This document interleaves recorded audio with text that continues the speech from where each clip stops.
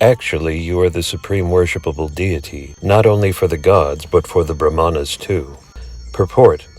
In the Brahma Samhita, it is clearly stated that the Supreme Personality of Godhead is the cause of all causes. There are undoubtedly many demigods, the chiefs of whom are Brahma and Shiva.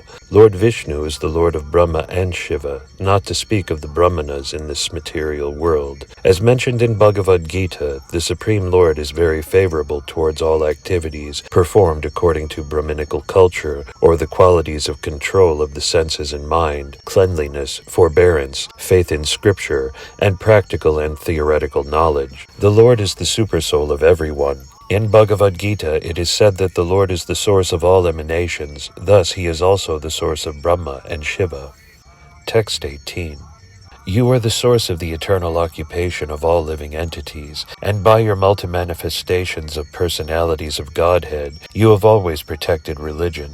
You are the supreme objective of religious principles, and in our opinion you are inexhaustible and unchangeable eternally. Purport. The statement in this verse, Dharmasya Paramogya, refers to the most confidential part of all religious practices. This is confirmed in Bhagavad Gita. The conclusion of Lord Krishna in his advice to Arjuna is, give up all other religious engagement and just surrender unto me. This is the most confidential knowledge in executing religious principles. In the Bhagavatam also, it is stated that if one does not become Krishna conscious after very rigidly executing one's specified religious duties, all his labor in following so-called religious principles is simply a waste of time. Here also the sages confirm the statement that the Supreme Lord, not the demigods, is the ultimate goal of all religious principles. There are many foolish propagandists who say that worship of the demigods is also a way to reach the supreme goal, but in the authorized statements of Srimad Bhagavatam and Bhagavad Gita, this is not accepted. Bhagavad Gita says that one who worships a particular demigod can reach the demigod's planet, but one who worships the Supreme Personality of Godhead can enter into Vaikuntha. Some propagandists say that regardless of what one does, he will ultimately reach the supreme abode of the personality of Godhead, but this is not valid. The Lord is eternal, the Lord's servitor is eternal, and the Lord's abode is also eternal. They are all described here as sanatana, or eternal. The result of devotional service, therefore, is not temporary, as is the achievement of heavenly planets by worshipping the demigods. The sages wanted to stress that although the Lord, out of his causeless mercy, says that he worships the Brahmanas and Vaishnavas, actually the Lord is worshipable not only by the Brahmanas and Vaishnavas, but also by the demigods. Text 19. Mystics and transcendentalists, by the mercy of the Lord, cross beyond nescience by ceasing all material desires. It is not possible, therefore, that the Supreme Lord can be favored by others. Purport.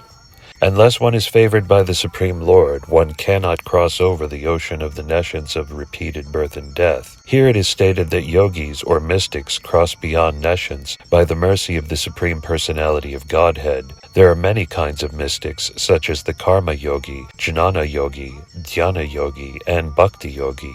The Karmis particularly search after the favor of the demigods. The Jnanis want to become one with the Supreme Absolute Truth, and the Yogis are satisfied simply by partial vision of the Supreme Personality of Godhead, Paramatma, and ultimately by oneness with Him. But the bhaktas, the devotees, want to associate with the Supreme Personality of Godhead eternally and serve Him. It has already been admitted that the Lord is eternal, and those who want the favor of the Supreme Lord perpetually are also eternal. Therefore, yogis here means devotees. By the mercy of the Lord, devotees can easily pass beyond the nescience of birth and death and attain the eternal abode of the Lord. The Lord is therefore not in need of another's favor, because no one is equal to or greater than Him. Actually, everyone needs the favor of the Lord for successful understanding of His human mission.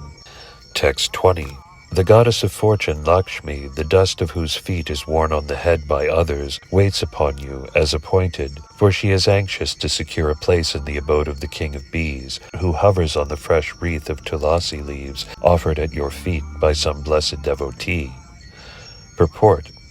As previously described, Tulasi has attained all superior qualities due to being placed at the lotus feet of the Lord. The comparison made here is very nice. As the king of bees hovers over the Tulasi leaves offered to the lotus feet of the Lord, so Lakshmi, the goddess who is sought by the demigods, Brahmanas, Vaishnavas, and everyone else, always engages in rendering service to the lotus feet of the Lord. The conclusion is that no one can be the benefactor of the Lord. Everyone is actually the servant of the Lord. Text 21. O Lord, you are exceedingly attached to the activities of your pure devotees, yet you are never attached to the goddesses of fortune who constantly engage in your transcendental loving service. How can you be purified, therefore, by the dust of the path traversed by the Brahmanas? And how can you be glorified or made fortunate by the marks of Srivasta on your chest? Purport. It is said in the Brahma Samhita that the Lord is always served by many hundreds of thousands of goddesses of fortune in his Vaikuntha planet, yet because of his attitude of renunciation of all opulences, he is not attached to any one of them. The Lord has 6 opulences: unlimited wealth, unlimited fame, unlimited strength, unlimited beauty, unlimited knowledge, and unlimited renunciation. All the demigods and other living entities worship Lakshmi, the goddess of fortune, just to get her favor. Yet the Lord is never attached to her because he can create an unlimited number of such goddesses for his transcendental service. The goddess of fortune Lakshmi is sometimes envious of the tulasi leaves which are placed at the lotus feet of the Lord, for they remain fixed there and do not move. Whereas Lakshmi-ji, although stationed by the chest of the Lord, sometimes has to please other devotees who pray for her favor. Lakshmi-ji sometimes has to go to satisfy her numerous devotees, but tulasi leaves never forsake their position, and the Lord therefore appreciates the service of the tulasi more than the service of Lakshmi. When the Lord says, therefore, that it is due to the causeless mercy of the Brahmanas that Lakshmi-ji does not leave him, we can understand that Lakshmi-ji is attracted by the opulence of the Lord, not by the Brahmana's benedictions upon him. The Lord is not dependent on anyone's mercy for his opulence. He is always self-sufficient. The Lord's statement that his opulence is due to the benediction of the Brahmanas and Vaishnavas is only to teach others that they should offer respect to the Brahmanas and Vaishnavas, the devotees of the Lord. Text 22. O Lord, you are the personification of all religion. Therefore you manifest yourself in 3 millenniums, and thus you protect this universe, which consists of animate and inanimate beings. By your grace, which is of pure goodness, and is the bestower of all blessings, kindly drive away the elements of rajas and tamas for the sake of the demigods and twice born. Purport. The Lord is addressed in this verse as Triyuga, or one who appears in 3 millenniums, namely the Satya, Dvapara, and Treta Yugas. He is not mentioned as appearing in the 4th millennium, or Kali Yuga. It is described in Vedic literature that in Kali Yuga he comes as Chana Avatara, or an incarnation, but he does not appear as a manifest incarnation. In the other yugas, however, the Lord is a manifest incarnation, and therefore he is addressed as Triyuga, or the Lord who appears in 3 yugas. Sridhara Swami describes Triyuga as follows: Yuga means couple, and Tri means 3. The Lord is manifested as 3 couples by his 6 opulences, or 3 couples of opulences. In that way he can be addressed as Triyuga. The Lord is the personality of religious principles. In 3 millenniums, religious principles are protected by 3 kinds of spiritual culture, namely austerity, cleanliness, and mercy. The Lord is called Triyuga in that way also. In the age of Kali, these 3 requisites to spiritual culture are almost absent. But the Lord is so kind that in spite of Kali Yuga's being devoid of these 3 spiritual qualities, he comes and protects the people of this age in his covered incarnation as Lord Chaitanya. Lord Chaitanya is called covered because although he is Krishna himself, he presents himself as a devotee of Krishna, not directly Krishna. The devotees pray to Lord Chaitanya, therefore, to eliminate their stock of passion and ignorance, the most conspicuous assets of this yuga. In the Krishna consciousness movement, one cleanses himself of the modes of passion and ignorance by chanting the holy name of the Lord, Hare Krishna, as introduced by Lord Chaitanya. The four Kumaras were cognizant of their situation in the modes of passion and ignorance, because, although in Vaikuntha, they wanted to curse devotees of the Lord. Since they were conscious of their own weakness, they prayed to the Lord to remove their still existing passion and ignorance. The three transcendental qualifications, cleanliness, austerity, and mercy, are the qualifications of the twice-born and the demigods. Those who are not situated in the quality of goodness cannot accept these three principles of spiritual culture. For the Krishna conscious movement, therefore, there are three sinful activities which are prohibited, namely illicit sex, intoxication, and eating food other than the prasada offered to Krishna. These three prohibitions are based on the principles of austerity, cleanliness, and mercy. Devotees are merciful because they spare the poor animals, and they are clean because they are free of contamination from unwanted foodstuff and unwanted habits. Austerity is represented by restricted sex life. These principles indicated by the prayers of the four Kumaras should be followed by the devotees who are engaged in Krishna consciousness. Text 23. O Lord, you are the protector of the highest of the twice-born. If you do not protect them by offering worship and mild words, then certainly the auspicious path of worship will be rejected by people in general who act on the strength and authority of your lordship. Purport. In Bhagavad Gita, it is stated by the Lord himself that the acts and character of great authorities are followed by people in general. Leaders of ideal character are therefore needed in society. Krishna, the Supreme Personality of Godhead, appeared in this material world just to show the example of perfect authority, and people have to follow his path. The Vedic injunction is that one cannot understand the absolute truth simply by mental speculation or logical argument. One has to follow the authorities. Mahajano Yanagata Sapanta. Great authorities should be followed. Otherwise, if we simply depend on the scriptures, we are sometimes misled by rascals, or else we cannot understand or follow the different spiritual injunctions. The best path is to follow the authorities. The four Brahmana sages stated that Krishna is naturally the protector of the cows and Brahmanas. Go Brahmana Hitaya Cha. When Krishna was on this planet, he set a practical example. He was a cowherd boy, and he was very respectful to the Brahmanas and devotees. It is also affirmed herein that the Brahmanas are the best of the twice-born.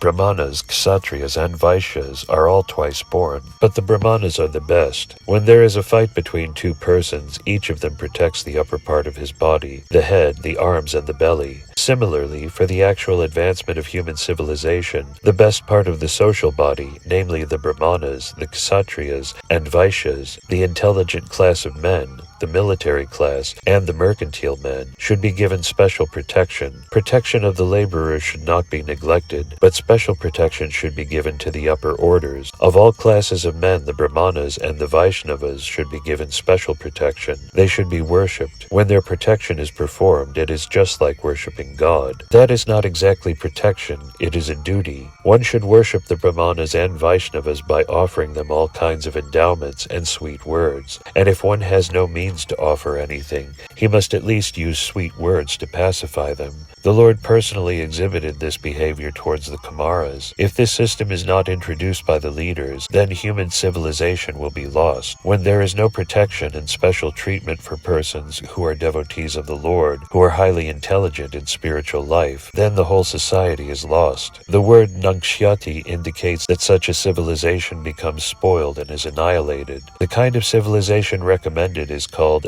Devapatha, which means the royal road of the demigods. Demigods are supposed to be fully fixed in devotional service or Krishna consciousness. That is the auspicious path that should be protected. If the authorities or the leaders of society do not give special respect to the Brahmanas and Vaishnavas and do not offer them not only sweet words but all facilities, then the path of progress will be lost to human civilization. The Lord personally wanted to teach this, and therefore he offered so much praise to the Kumaras. Text 24. Dear Lord, you never want the auspicious path to be destroyed, for you are the reservoir of all goodness. Just to benefit people in general, you destroy the evil element by your mighty potency. You are the proprietor of the three creations and the maintainer of the entire universe. Therefore your potency is not reduced by your submissive behavior. Rather, by submission you exhibit your transcendental pastimes. Purport.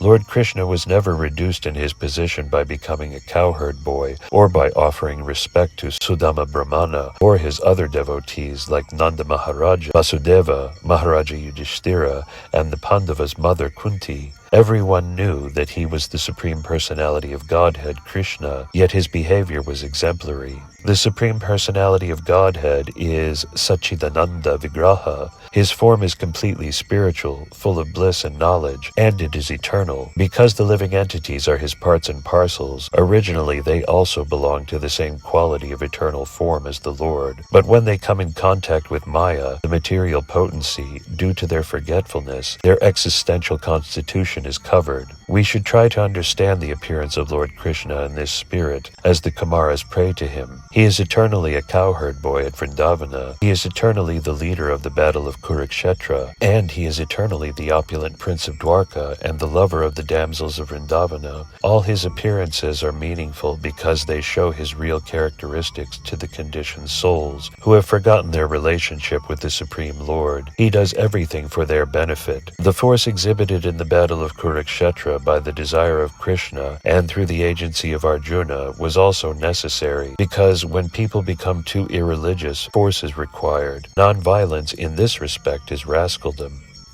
Text 25. O Lord, whatever punishment you wish to award to these two innocent persons, or also to us, we shall accept without duplicity. We understand that we have cursed two faultless persons. Purport. The sages, the four Kumaras, now reject their cursing of the two doorkeepers, Jaya and Vijaya, because they are now conscious that persons who engage in the service of the Lord cannot be at fault at any stage. It is said that anyone who has implicit faith in the service of the Lord, or who actually engages in transcendental loving service, has all the good qualities of the demigods. Therefore a devotee cannot be at fault. If sometimes it is found that he is in error by accident, or by some temporary arrangement, that should not be taken very seriously. The cursing of Jaya and Vijaya is here repented. Now the Kumaras are thinking in terms of their position in the modes of passion and ignorance, and they are prepared to accept any kind of punishment from the Lord. In general, when dealing with devotees, we should not try to find faults. In Bhagavad Gita also it is confirmed that the devotee who faithfully serves the Supreme Lord, even if found to commit a gross mistake, should be considered a sadhu or saintly person. Due to former habits he may commit some wrong, but because he is engaged in the service of the Lord, that wrong should not be taken very seriously. Text 26. The Lord replied, O Brahmanas, know that the punishment you inflicted on them was originally ordained by me, and therefore they will fall to a birth in a demonic family. But they will be firmly united with me in thought through mental concentration, intensified by anger, and they will return to my presence shortly. Purport. The Lord stated that the punishment inflicted by the sages upon the doorkeepers Jaya and Vijaya was conceived by the Lord himself. Without the Lord's sanction, nothing can happen. It is to be understood that there was a plan in the cursing of the Lord's devotees in Vaikuntha, and his plan is explained by many stalwart authorities. The Lord sometimes desires to fight. The fighting spirit also exists in the Supreme Lord. Otherwise, how could fighting be manifested at all? Because the Lord is the source of everything, anger and fighting are also inherent in his personality. When he desires to fight with someone, he has to find an enemy.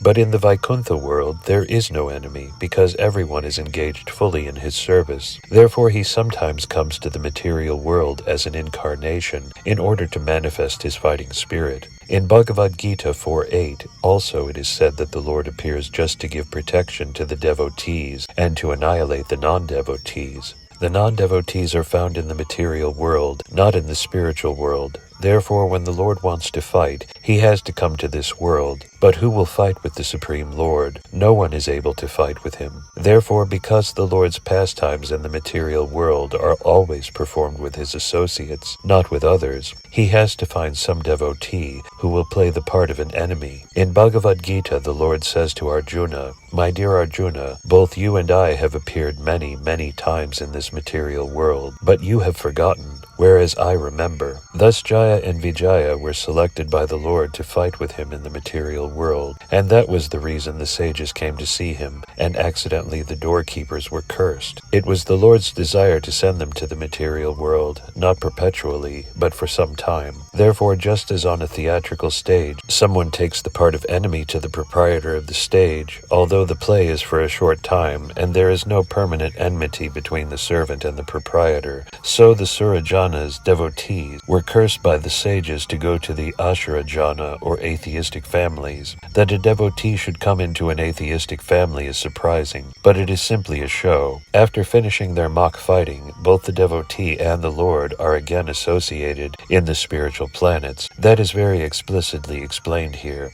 The conclusion is that no one falls from the spiritual world or Vaikuntha planet, for it is the eternal abode. But sometimes, as the Lord desires, devotees come into this material world as preachers or as atheists. In each case, we must understand that there is a plan of the Lord. Lord Buddha, for example, was an incarnation, yet he preached atheism. There is no God, but actually there was a plan behind this, as explained in the Bhagavatam. Text 27. Lord Brahma said, after seeing the Lord of Vaikuntha, the Supreme Personality of Godhead, in the self-illuminated Vaikuntha planet, the sages left that transcendental abode. Purport. The transcendental abode of the Supreme Personality of Godhead, as stated in Bhagavad Gita and confirmed in this verse, is self-illuminated. In Bhagavad Gita, it is said that in the spiritual world there is no need of sun, moon, or electricity. This indicates that all the planets there are self-illumined, self-sufficient, and independent. Everything there is complete. Lord Krishna says that once one goes to that Vaikuntha planet, he never returns. The inhabitants of Vaikuntha never return to the material world. But the incident of Jaya and Vijaya was a different case. They came to the material world for some time, and then they returned to Vaikuntha. Text 28. The sages circumambulated the Supreme Lord, offered their obeisances, and returned, extremely delighted at learning of the divine opulences of the Vaishnava. Purport. It is still a respectful practice to circumambulate the Lord in Hindu temples. Especially in Vaishnava temples, there is an arrangement for people to offer their respects to the deity and circumambulate the temple at least 3 times. Text 29. The Lord then said to his attendants, Jaya and Vijaya, Depart this place, but fear not. All glories unto you. Though I am capable of nullifying the Brahmana's curse, I would not do so. On the contrary, it has my approval. Purport. As explained in connection with text 26, all the incidents that took place had the approval of the Lord. Ordinarily, there is no possibility that the 4 sages could be so angry with the doorkeepers, nor could the Supreme Lord neglect his 2 doorkeepers, nor can one come back from Vaikuntha after once taking birth there. All these incidents, therefore, were designed by the Lord himself for the sake of his pastimes in the material world. Thus he plainly says that it was done with his approval. Otherwise, it would have been impossible for inhabitants of Vaikuntha to come back to this material world, simply because of a Brahminical curse. The Lord especially blesses the so-called culprits. All glories unto you. A devotee once accepted by the Lord can never fall down. That is the conclusion of this incident. Text 30. This departure from Vaikuntha was foretold by Lakshmi, the goddess of fortune. She was very angry because when she left my abode and then returned, you stopped her at the gate while I was sleeping. Text 31. The Lord assured the 2 Vaikuntha inhabitants, Jaya and Vijaya, by practicing the mystic yoga system in anger, you will be cleansed of the sin of disobeying the Brahmanas, and within a very short time return to me. Purport. The Supreme Personality of Godhead advised the 2 doorkeepers, Jaya and Vijaya, that by dint of bhakti yoga in anger they would be delivered from the curses of the Brahmanas. Srila Madhva Muni remarks in this connection that by practicing bhakti yoga one can become free from all sinful reactions. Even a Brahmasapa, or curse by a Brahmana, which cannot be overcome by any other means, can be overcome by bhakti yoga. One can practice bhakti yoga in many rasas. There are 12 rasas, 5 primary and 7 secondary. The 5 primary rasas constitute direct bhakti yoga, but although the 7 secondary rasas are indirect, they are also counted within bhakti yoga if they are used in the service of the Lord. In other words, bhakti yoga is all-inclusive. If one somehow or other becomes attached to the Supreme Personality of Godhead, he becomes engaged in Bhakti Yoga, as described in Srimad Bhagavatam 10:29-15. Kamam Krodam Bhayam. The gopis were attracted to Krishna by bhakti yoga in a relationship of lusty desire, kama. Similarly, Kamsa was attracted to bhakti yoga by dint of fear of his death. Thus bhakti yoga is so powerful that even becoming an enemy of the Lord and always thinking of him can deliver one very quickly. It is said, Vishnu Bhakta Smirtadaiva Asharas Tad Vapanyaya. Devotees of Lord Vishnu are called demigods, whereas non-devotees are called asharas. But bhakti yoga is so powerful that both demigods and asharas can derive its benefits if they always think of the personality of Godhead. The basic principle of bhakti yoga is to think of the Supreme Lord always. The Lord says in Bhagavad Gita 18:65, always think of me. It doesn't matter which way one thinks, the very thought of the personality of Godhead is the basic principle of bhakti yoga. In the material planets there are different grades of sinful activities, of which disrespecting a Brahmana or a Vaishnava is the most sinful. Here it is clearly stated that one can overcome even that grave sin simply by thinking of Vishnu, not even favorably, but in anger. Thus, even if those who are not devotees always think of Vishnu, they become free from all sinful activities. Krishna consciousness is the highest form of thought. Lord Vishnu is thought of in this age by chanting Hare Krishna, Krishna Krishna, Hare Hare, Hare Ram, Ram Ram, Hare Hare. From the statements of the Bhagavatam, it appears that if one thinks of Krishna even as an enemy, that particular qualification, thinking of Vishnu or Krishna, cleanses one of all sins. Text 32. After thus speaking at the door of Vaikuntha, the Lord returned to his abode, where there are many celestial airplanes and all-surpassing wealth and splendor. Purport.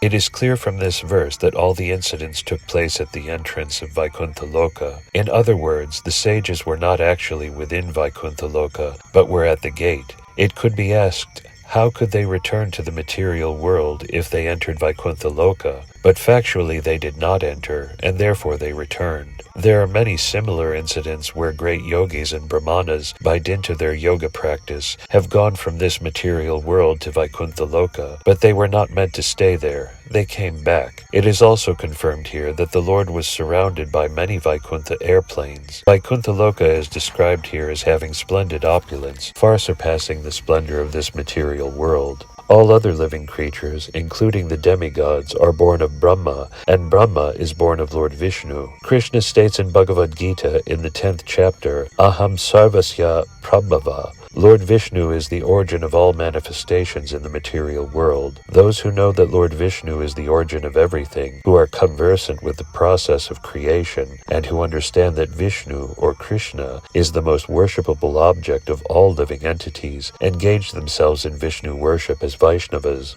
The Vedic hymns also confirm this. Om Tad Vishnu Paramam Padam. The goal of life is to understand Vishnu. The Bhagavatam also confirms this elsewhere. Foolish people, not knowing that Vishnu is the supreme worshipable object, create so many worshipable objects in this material world, and therefore they fall down. Text 33. But those two gatekeepers, the best of the demigods, their beauty and luster diminished by the curse of the Brahmanas, became morose and fell from Vaikuntha, the abode of the Supreme Lord. Text 34. Then, as Jaya and Vijaya fell from the Lord's abode, a great roar of disappointment arose from all the demigods, who were sitting in their splendid airplanes. Text 35. Lord Brahma continued, those two principal doorkeepers of the personality of Godhead have now entered the womb of Diti, the powerful semen of Kasyapa Muni having covered them. Purport.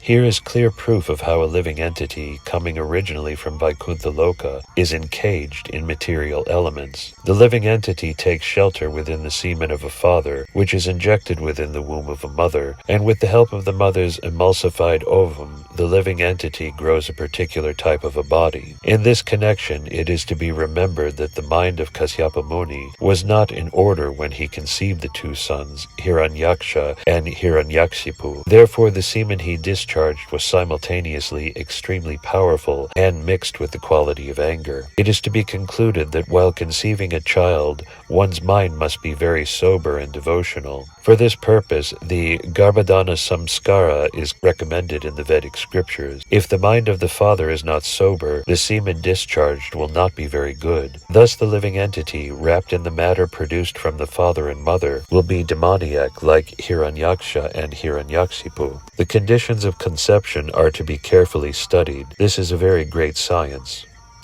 Text 36. It is the prowess of these twin Ashuras, demons, that has disturbed you, for it has minimized your power. There is no remedy within my power, however, for it is the Lord himself who desires to do all this. Purport.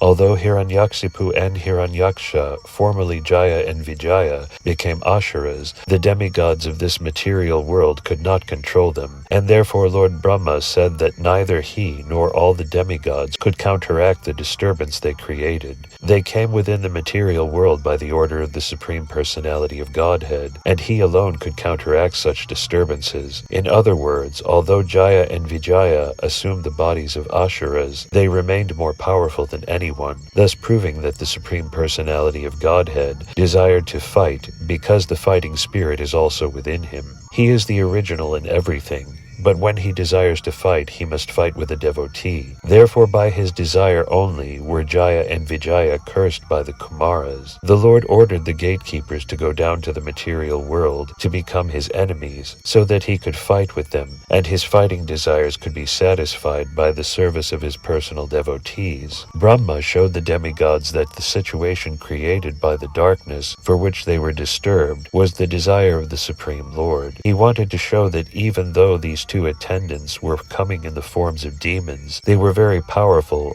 greater than the demigods, who could not control them. No one can surpass the acts of the Supreme Lord. The demigods were also advised not to try to counteract this incident, because it was ordered by the Lord. Similarly, anyone who is ordered by the Lord to perform some action in this material world, especially preaching his glories, cannot be counteracted by anyone. The will of the Lord is executed under all circumstances.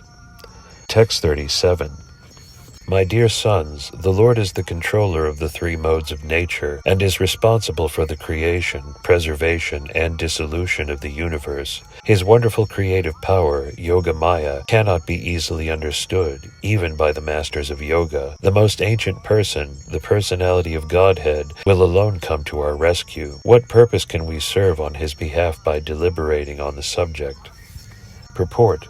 When something is arranged by the Supreme Personality of Godhead, one should not be disturbed by it, even if it appears to be a reverse according to one's calculations. For example, sometimes we see that a powerful preacher is killed, or sometimes he is put into difficulty, just as Haridasa Thakura was. He was a great devotee who came into this material world to execute the will of the Lord by preaching the Lord's glories. But Haridasa was punished at the hands of the Qazi by being beaten in 22 marketplaces. Similarly, Lord Jesus Christ was crucified, and Prahlada Maharaj was put through so many tribulations. The Pandavas, who were direct friends of Krishna, lost their kingdom, their wife was insulted, and they had to undergo many severe tribulations. Seeing all these reverses affect devotees, one should not be disturbed. One should simply understand that in these matters, there must be some plan of the Supreme Personality of Godhead. The Bhagavatam's conclusion is that a devotee is never disturbed by such reverses. He accepts even reverse conditions as the grace of the Lord.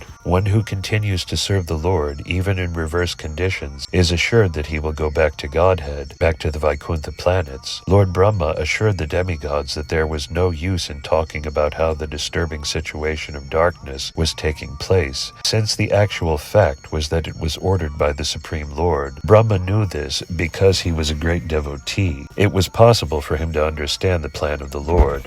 Thus end the Bhaktivedanta Purports of the 3rd Canto, 16th chapter of the Srimad Bhagavatam, entitled The Two Doorkeepers of Vaikuntha, Jaya and Vijaya, Cursed by the Sages.